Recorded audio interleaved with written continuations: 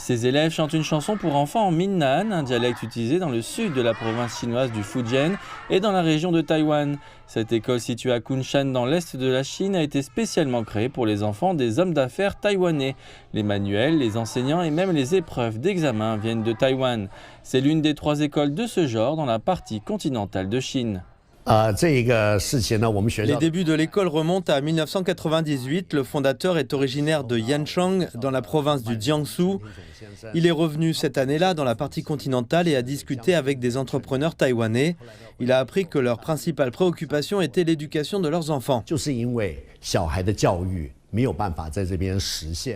Les 2 côtés du détroit ont des systèmes éducatifs différents, ce qui peut causer des problèmes si leurs enfants changent d'établissement. L'école de Kunshan, qui utilise le système éducatif taïwanais, est donc née pour satisfaire la demande croissante.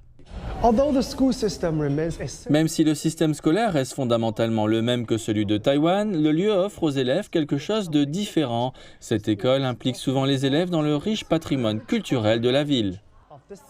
L'école accueille régulièrement des activités culturelles. L'an dernier, les élèves ont eu la chance d'expérimenter la calligraphie, l'opéra Kunchu et la danse du dragon sur le campus. Pour le principal, la culture traditionnelle aide les élèves à connaître leurs racines. À travers ces activités, les élèves peuvent s'immerger dans une riche culture traditionnelle. Ils peuvent assimiler l'essence même des cultures des 2 côtés. Donc, quand leur personnalité se forme, ils peuvent totalement exprimer la vertu de la culture chinoise.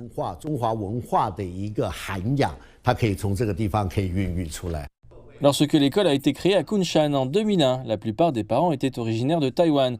Mais la secrétaire en chef de l'école, qui est ici depuis près de 20 ans, dit que de plus en plus de familles sont issues de mariages à travers le détroit. Pour l'enfant, sa maison est à la fois dans la région de Taïwan et dans la partie continentale de Chine. Par exemple, l'enfant peut aller à Taïwan pour la fête du printemps cette année et dans la province du Hunan l'année suivante. Parce qu'ils ont été élevés et éduqués dans la région de Taïwan et dans la partie continentale, les élèves sont considérés comme un pont qui pourra relier les 2 côtés dans le futur. C'est également ce qu'espèrent l'école et les parents. En termes d'apprentissage et d'échanges culturels, ces élèves bénéficieront d'une éducation plus complète.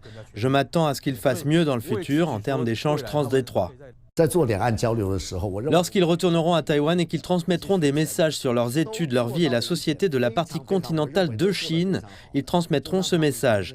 Les 2 côtés du détroit de Taïwan font partie de la même famille. Ils n'ont pas à faire semblant, ils sont les meilleurs porte-parole.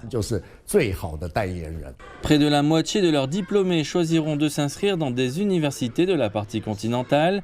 Mais quelle que soit leur destination, il y a l'espoir que les élèves seront les défenseurs de l'intégration et de la communication, contribuant ainsi à créer un avenir meilleur à travers le détroit de Taïwan.